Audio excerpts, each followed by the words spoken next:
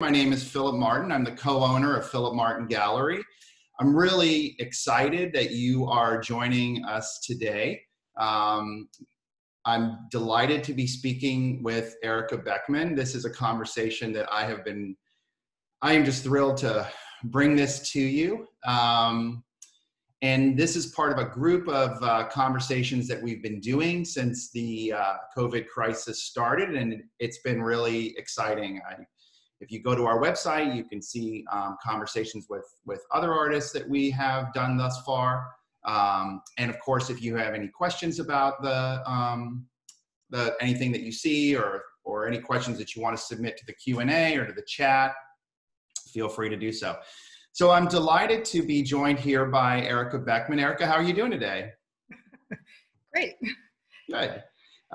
So we're looking here at a first place. It seemed like a nice place to start. This is our gallery exhibition that if you came to the first iteration of the Frieze Fair, you would see. We're looking here at two films by Ericka. Do you want to talk briefly, Ericka, a little bit about pairing these two films in this particular exhibition?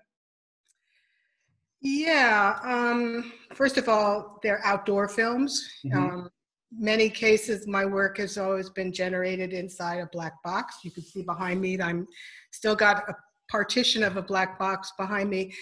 But these, essentially, one of the things that I'm really have always been interested in is work, the relationship between work and play, and in an extended way, workers and construction site as a vehicle for a potential play, for potential gaming. So this work on the left is called Frame Up, and it was commissioned by the Walker in 2007, I believe. And I went on site and simply observationally looked at parts of the construction site over the period that the museum was in being restyled and renovated. And then I posed it as a site for a pinball game, as a sort of back glass or black plate for a pinball game. That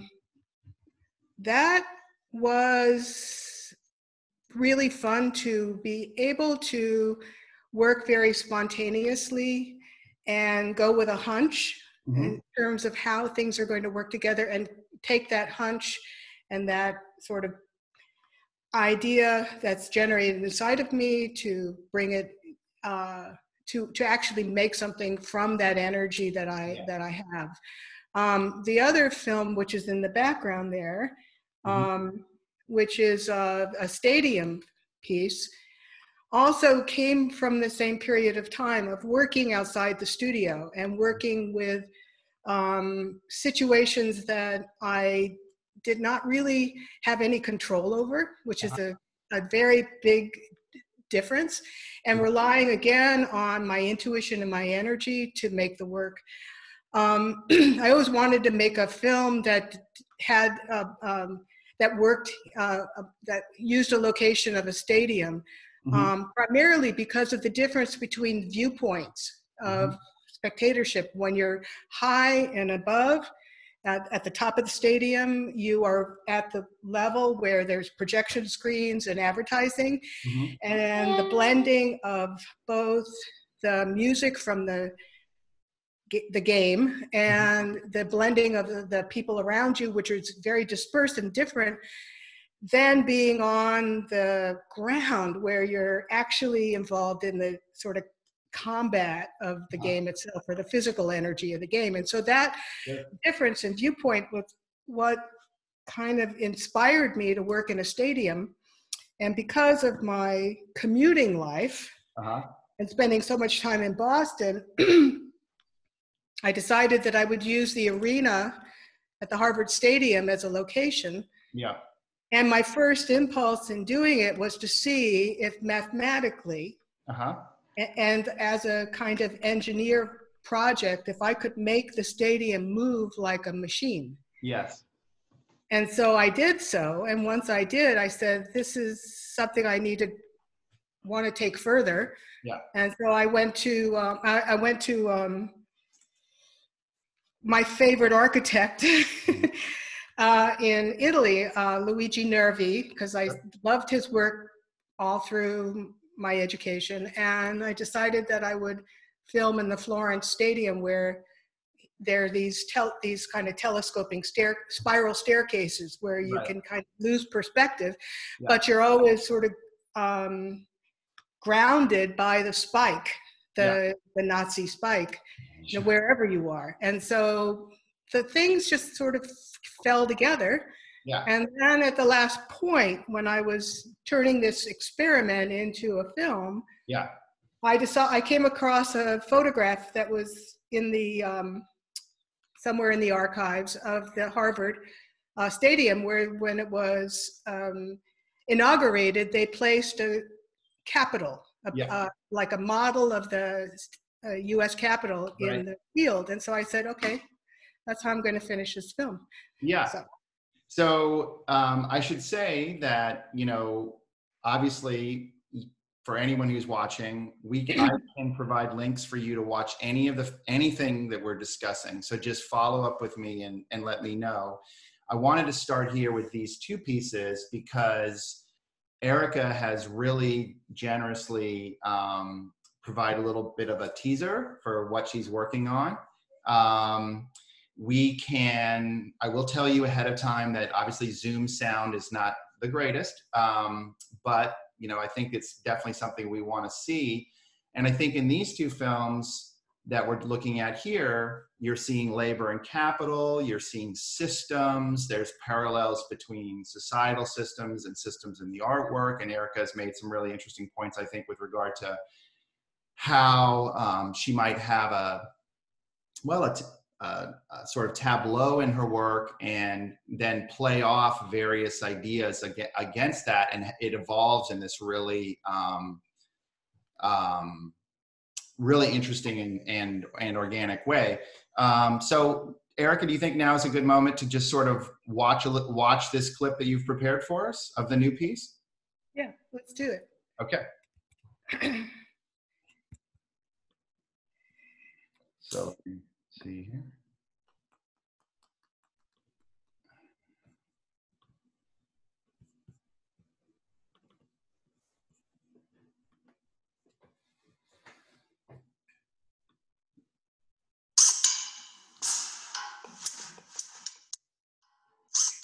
Audio up.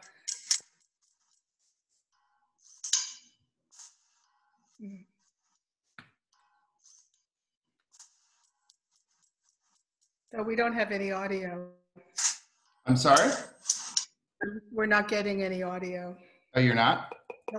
No, you got to keep your microphone up. Okay, I'll do it. Then let's try it again. Okay. Is that working? For audio, Ericka? No. We are trainers, stop invaders. We are trainers, stop.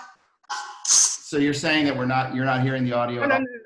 We are getting it now because you turned your microphone up. Just keep your microphone. Excellent. Okay, I'll start then back from the beginning. Thanks, guys. Here we go.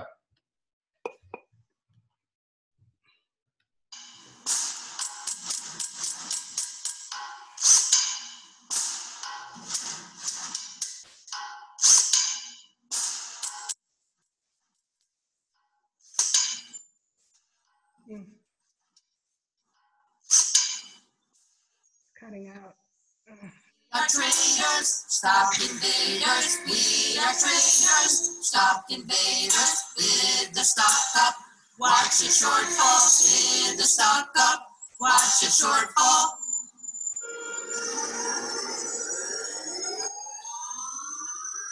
We can take a risk, take a longer risk. We can take a risk, take a longer risk. Never take a loss, never take a loss, never take a loss of it.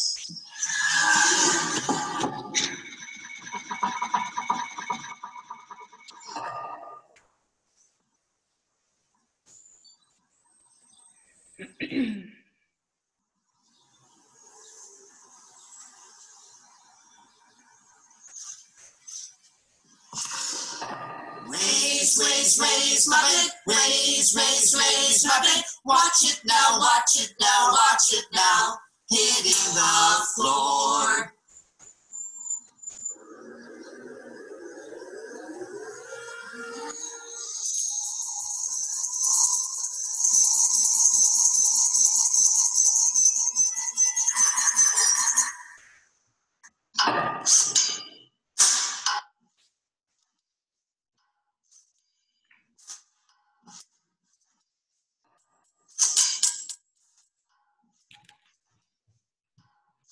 We invest deep in the future. We invest deep in the future. Hedge our assets, underline them. Hedge our assets, underline them. Keep a piece of it, another piece of it. Keep a piece of it, another piece of it. Keep a piece, keep a piece, keep another piece of it.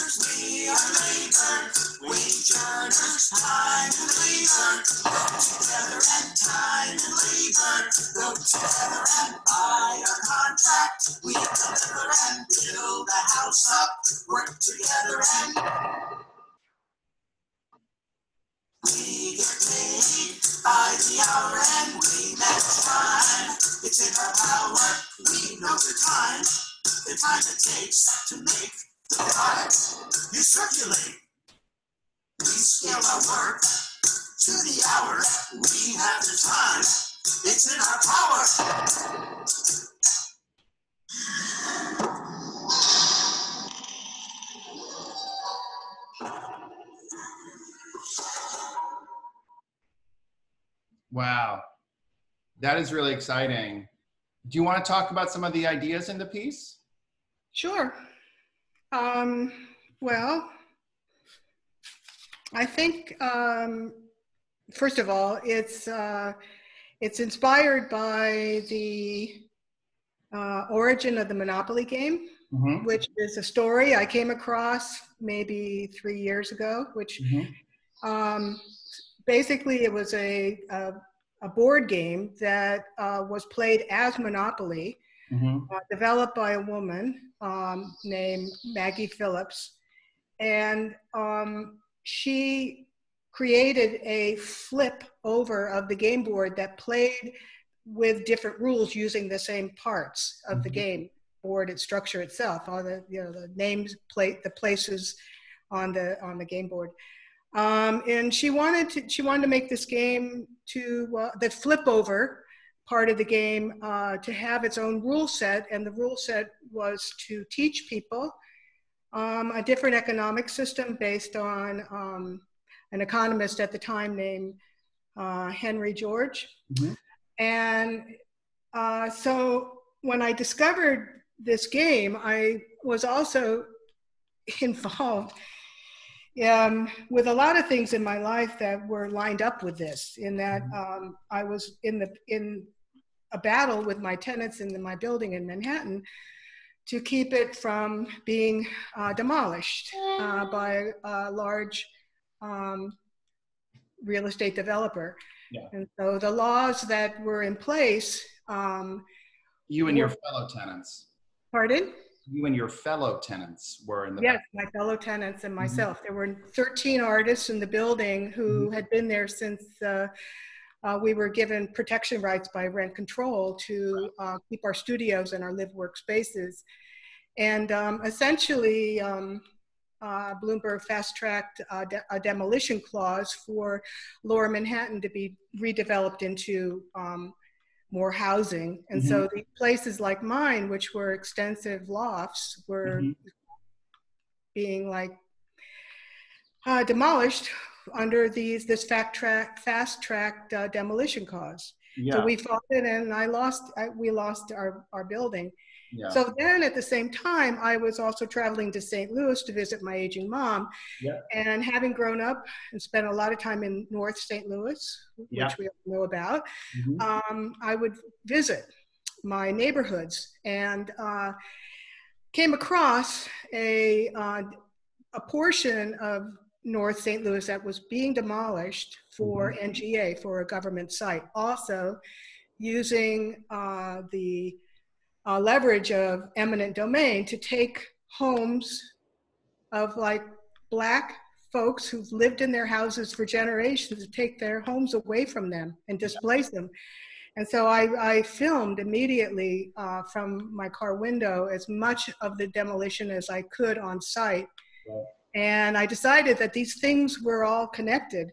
Yeah. And I decided that my hunches were right, that I needed to make a film about this, one, because it was generating emotion in my life. Yep. Around my own situation, and I was seeing it all over the place around me. And so I've been reading about it and hearing about similar things in different cities. So I decided, that would be the genesis. So my film has two parts. The first part is what you just saw, is like the first 3 minutes of the film. It kind of introduces the players. So we're sort of filming here in New York, obviously, and then you're talking about the second part where you're also working. Yeah, the second part is what happens in my situation with the film is that there's a screen that we're building that is going to flip over like a game board. So the projection on one side then switches over to the other side of the screen and carries on in a different way, essentially. And this is the project that you're doing for the museum, M Museum in Leuven coming up. Right, exactly. Yeah, and I'm very excited about, I'm working on like the last 20 seconds of the film where things sort of kind of come together.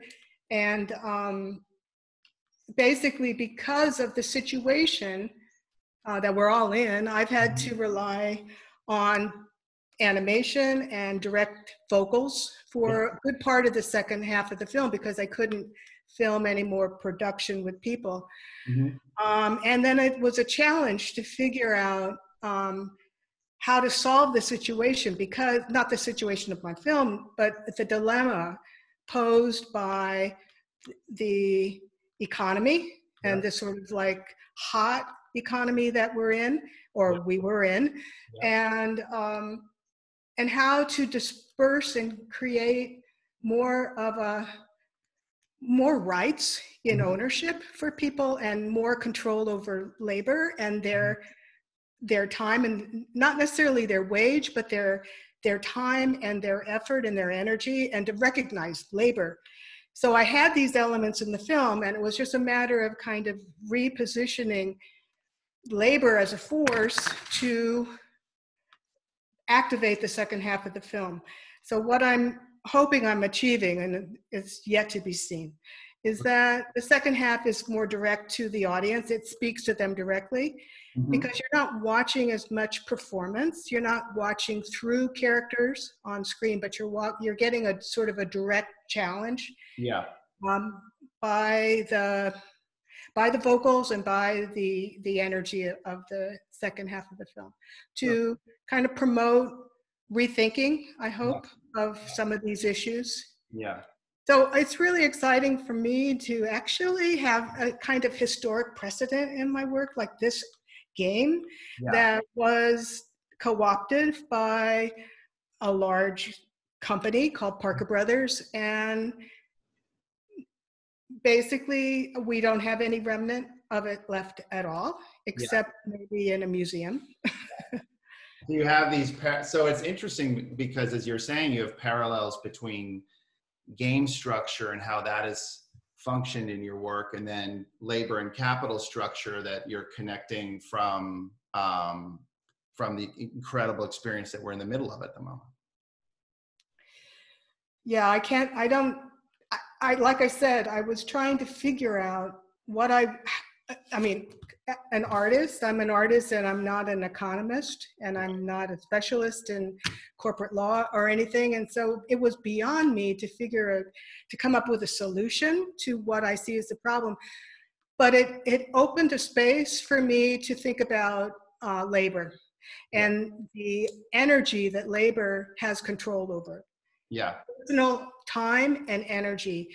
And I have to say, I was a little inspired by something that I read about a group of workers named gold farmers. Mm-hmm. And the gold farmers are people who are playing the actual virtual games behind the players of internet game. Oh, They're lost in a virtual space, right. playing for the players. Yeah. And so my phone is going off. That's all right. About that. And so basically I was thinking about how labor controls their time. Yeah. And if they were more efficient and could control their time and use their energy for more productive ways for themselves, that this would be a solution. And so I'm not thinking of it as a solution. I'm just posing the value of energy and as a resource. Yeah. Okay. How do you feel? People have asked you before about in a situation where we have a kind of failure of democracy in many ways, and we're in this sense of hypermediation. You've suggested perhaps that there are some interesting parallels between your work and how people perhaps navigate a modern media environment. We're all so much involved in screens right now. Well, that really just goes back like a long way. My interest in working with performers is motivated by the fact that performers, as opposed to actors, can perform in an imaginary space. And that's very important in my work because I'm still working analog and I'm still using experimental processes for my filmmaking. Yeah. I mean, all the animation is never planned out to be perfect. And what I'm saying about this is that the performers they are able to perform with obstacles in mind without there being a physical obstacle or impediment or anything to respond to. So they're working more in their imagination than they are in reality. And so dancers are a perfect example of this, in that they are involved in another space when they're dancing and they're visualizing their energy. And I've spoken with many dancers and choreographers about this, about how important it is to be in that mental space in order to perform a kind of perfect act. Yeah. And so I don't know if this answers your question. It really is. I don't know how to handle screen space myself because I haven't been teaching this semester and I haven't been directly doing it all that much. So I don't know if it's the same thing. Well, we've got about 5 minutes here left. So let's just take a quick look then, if it's okay, at this new animation that you put together, and maybe talk a little bit about doing it.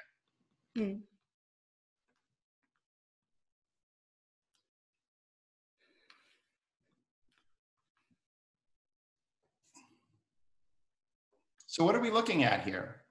Well, maybe I should have prepared a model. Anyway, so what this is a set of interlocking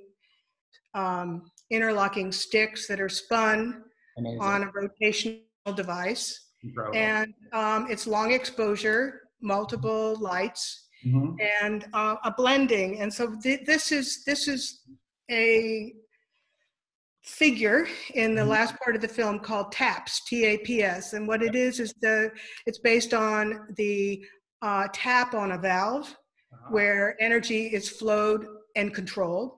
And this is generated by the workers, and this sort of rebalances the game board in my Monopoly game. That's a simple answer, but it's it's also very interesting for me to look at in this form because I don't see it that way when I'm filming it. I just see a bunch of white sticks going around in circles. But basically, it's very similar to something I saw at the Pompidou in February. which goes back to like the 60s with light sculpture and people that were sitting in front of lights and it just sort of letting the light take over. And this is almost a standalone object that could be projected large and into space, because it's just dazzling what happens with different lengths of exposure. It goes into high speed movement and then it becomes still. Yeah. At one point, it's just a fascinating little thing. Well, they're the combination of these different elements. And as I say, we just have a few minutes left here so we can run through some things. What about for you, kind of, this is the presentation of You the Better at Secession. Talk just briefly a little bit about also like really being able to show your work sculpturally in the way you are now, some of these developments with things like the timed lighting.